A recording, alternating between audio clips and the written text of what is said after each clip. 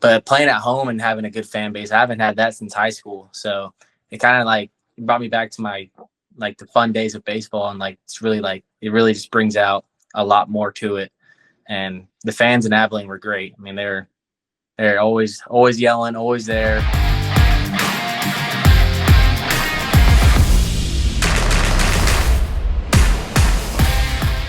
We're back with the October baseball spotlight for the Abilene Flying Bison, and we have none other than outfielder for the Bison this past 2 seasons. It is Mr. Cooper Schneider, representing Piney Woods. Stephen F. Austin, not quite the Piney Woods Timberhawks, but Coop, how we doing this fall? Been going good. It's going great. I mean, can't really complain playing baseball still. So there you go. You can't beat that at all. You talk about kind of after the season has ended, what's obviously preparing for the spring season, but what are some other things you've been doing being away from Bison baseball? Well, I'm in really hard classes this semester, so been doing that most of the time. Other than that, basically just baseball, maybe getting some of my teammates together here, fishing, golfing. It's basically, there's not much to do out here in East Texas, but we try to make the best of it. But mainly it's just class and baseball. Yeah. Yeah, it kind of seems like some of those activities that, you guys did on road trips, you continue to take over when it comes to trying to find stuff to do. How is it obviously nothing to do out there in the East Texas area. How do you guys try and find the activities or just stuff to try and keep yourself entertained away from baseball? Well, on the weekends, there is great nightlife here for college people. So on the weekends, it's not hard at all to find anything. It's really easy to find fun stuff to do. They have a couple bars here, all that stuff. But we have a good football team, so it's fun going to those games over the weekends. And then mainly we'll get a couple guys together, have go barbecue at their house and all that stuff. But during the week, during the week's brutal. It's just school and baseball, and that's about it. Life of a college athlete summed up in a one sentence at that point. Now we kind of look back at this past season with the Flying Bison, your second season. First off, I guess, I don't know if we even asked this, but, your first season, you spent the inaugural season for Abilene, but then you go year 2. Just kind of talk about the reasoning for coming back and trying to give it another go around. Well, I mean, I don't really care that much about traveling around for baseball and stuff. Baseball's baseball. But I really liked how the organization was set up, how they took care of all the teammates, and how I don't like host families that much. So how we lived in apartments, I like that. And then I only live about an hour and a half, 2 hours away from there, so I get to go home whenever I really wanted to. So it was kind of the happy medium of being family and playing baseball. So. Yeah, you seem like you found yourself in a good fit. And obviously, like you said, having that freedom, having the apartment set up, that was quite nice for a lot of the players as well. When you go back and look at some of the moments that you guys had, do you have any particular favorite moments from this past season? Probably say just the bus rides, honestly. Those are that's what I really look forward to. Mainly the bus rides at night when D-Flow was sleeping. But yeah, that's what I looked forward to. Whenever D-Flow fell asleep on the bus, that's when I struck. But basically, I mean, it was always a good time out there. It wasn't I can't really complain about anything. They took really good care of us, put us in nice spots all around. So there's no really bad times. Can't really narrow down a favorite time. We were just having a good time all summer, basically. Yeah, and you mentioned so many different things there. D-Flow, Dylan Flores, our hitting coach, took the brunt of a lot of different players, but had a lot of fun with it because former college ball player himself, kind of just understood the feel of how this team went, and then obviously all the fun stuff that we did on road trips. It was just really a fun time. Now, obviously the road trips are one thing, but being back at home, being in front of such a big crowd there at Walt Jiggers Field, what was that fan interaction like? You were one of the big fan favorites on this team. Yeah, I mean, it was awesome. I'm when I'm playing in JUCO, there was no fans at all, especially in Kansas. The whole team was from Texas, so we had no fans. And then I'd say this year at SFA, we don't get that many fans, but when we go on road trips like UTRGV and Baylor and A&M and all that stuff, we get good fans. But playing at home and having a good fan base, I haven't had that since high school. So it kind of brought me back to my like the fun days of baseball, and like it's really like it really just brings out a lot more to it. And the fans in Abilene were great. I mean, they're always yelling, always there, no matter rain or shine, double headers or not, hot. Those hot days are brutal, but yeah, they're always there. They always came out. They're awesome. Yeah, that was one of the things a lot of people talked about, especially players. Just that fan interaction was one of a kind. Now you look at, this whole program and this whole organization. Some people, we went to different ballparks and experienced different things. What's one thing that you saw like a huge takeaway that the Abilene Flying Bisons, people who might not know the Bison, might appeal to them? Like if they're trying to go next year, what's the big pull to being a part of the Abilene Flying Bison for you? I'd probably say the way probably they take care of their players and the way to take care of the organization, take care of the field. And we went to some places where the field it wasn't watered, or we're playing in a mudslide. We went to some places where, I mean, their kids didn't get to eat after and all that stuff. I mean, Abilene really does a great job at all this stuff, and they do a great job with all the food. They do a great job with all the what's the word I'm looking for, the promotions with all like all the free stuff before games. I always like to grab a couple of those. But like other teams didn't do that. Other teams besides Joplin did it, but they didn't have near as many fans as we did. So I mean, the fan interaction and how they get people to the games is probably what separates Abilene from all the other teams. And that's a big pull. A lot of people enjoy just kind of the before the game stuff, obviously the game itself, and then just you guys were so instrumental in just communicating with the fan base after games. I think they really enjoyed that. Now, you did mention one thing, and that was the promotional items. Now, we haven't released our 2026 promotional schedule yet. It's coming soon. The fans got to wait for it. But if Cooper Schneider were to pick a promotional item for next season, not saying it's going to happen, but what would be your go-to promotional item that you have to have next year? I was a big fan of like the Hawaiian shirts or like the bucket hats, like stuff that you can wear to the beach. I'm like glasses and all that stuff. I really like. Or I'd probably say my first year, I didn't get to get them because they only had a certain amount of them. They had Bison Stanleys. Those were nice, but I didn't get one. So yeah. All right, we'll have to see if we can. Or Schneider replica jerseys. Schneider replica jerseys. Okay, now we're talking. That may get the fans really interested in that. But yeah, a lot of beachwear. I mean, Manio even said the one thing: swim trunks, and that's good. Some people are fans of that. Some people are just dead set on not having swim trunks as a giveaway item next year. It may be hard to give away. That's the thing. Mm-hmm. Or bobbleheads. Bobbleheads would be cool.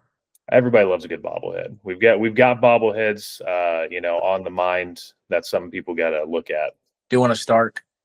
A John Stark bobblehead? Oh gosh, we don't need to give John a big head or anything.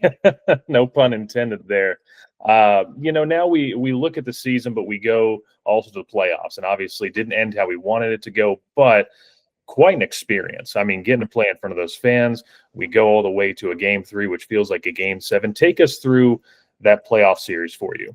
Honestly, I mean, besides the outcome of it, or besides not the outcome, the meaning of winning those 2 or 2 out of 3 games, which we didn't, but it honestly felt the same because the fans were there every game, and I can see how like the other teams that were there, like they could feel like the pressure was on because of how many fans were there.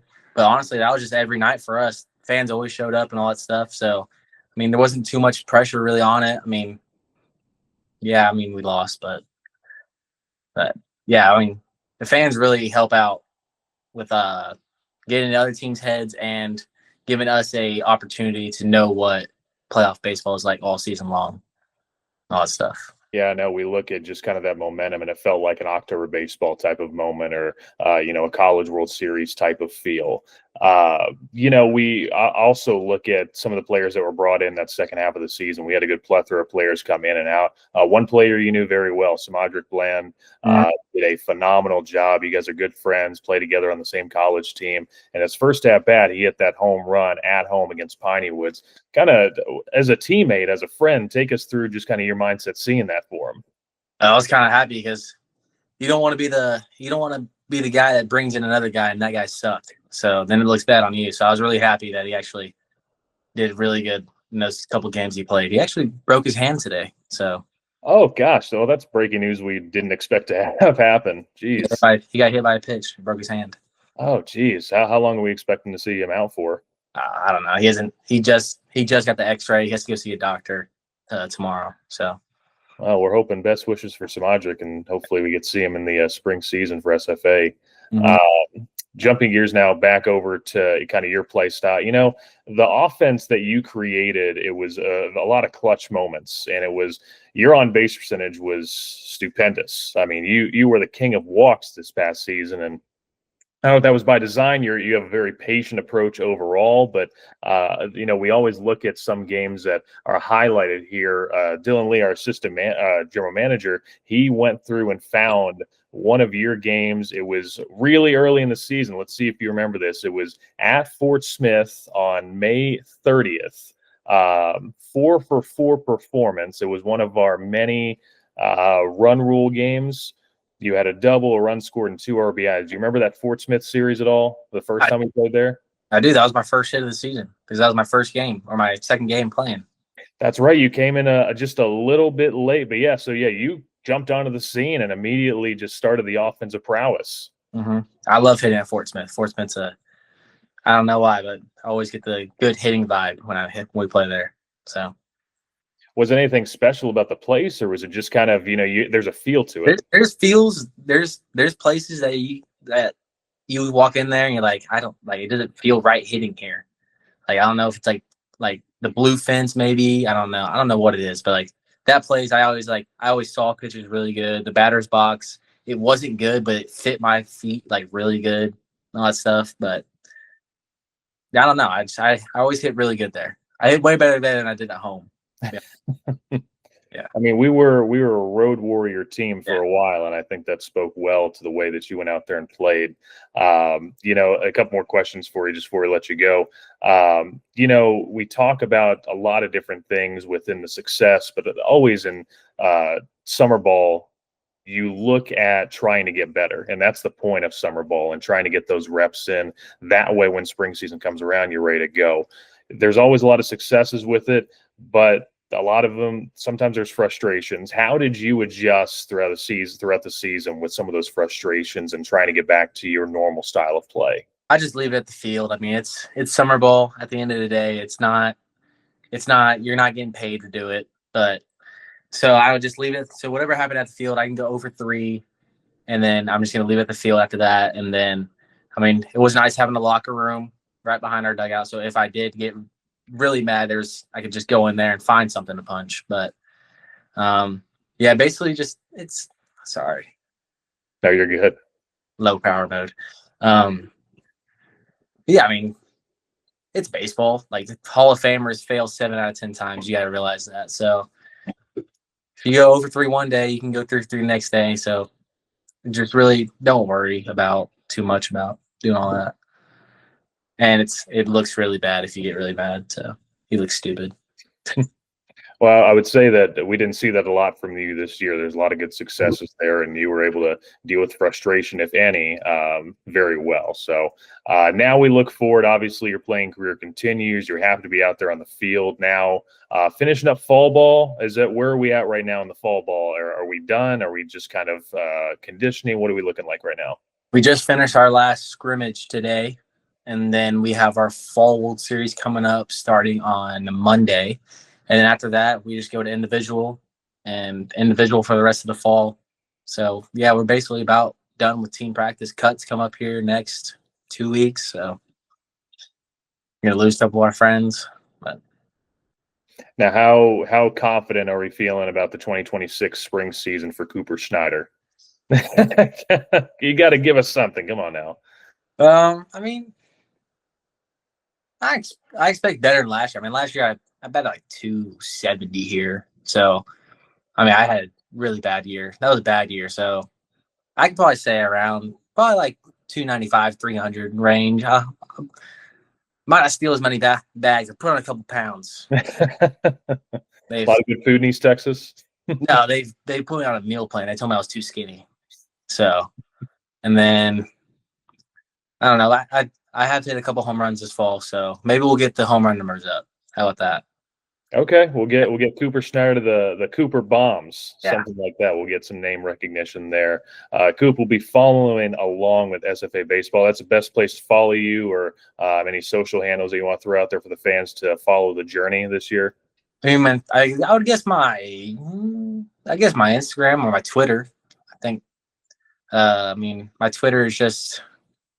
I don't know what to. We can put a graphic up on this for you, so that way people can follow you. But I don't know what it is off the top of my head. I'm scared to close out the app. So no, you're good. What we'll do is we'll look at it, make sure we got it right, and then we'll put it up for the fans so they can follow along all the fun stuff. I know my Instagram is Cooper.s22. I know that's it. Okay, short and simple. That's just what we need. Yeah, the Twitter. I think it's just Cooper Schneider 2022. Maybe, I'm not sure. Not 100% on that. I have to look it up. But my dad made it, so. Okay, fair enough.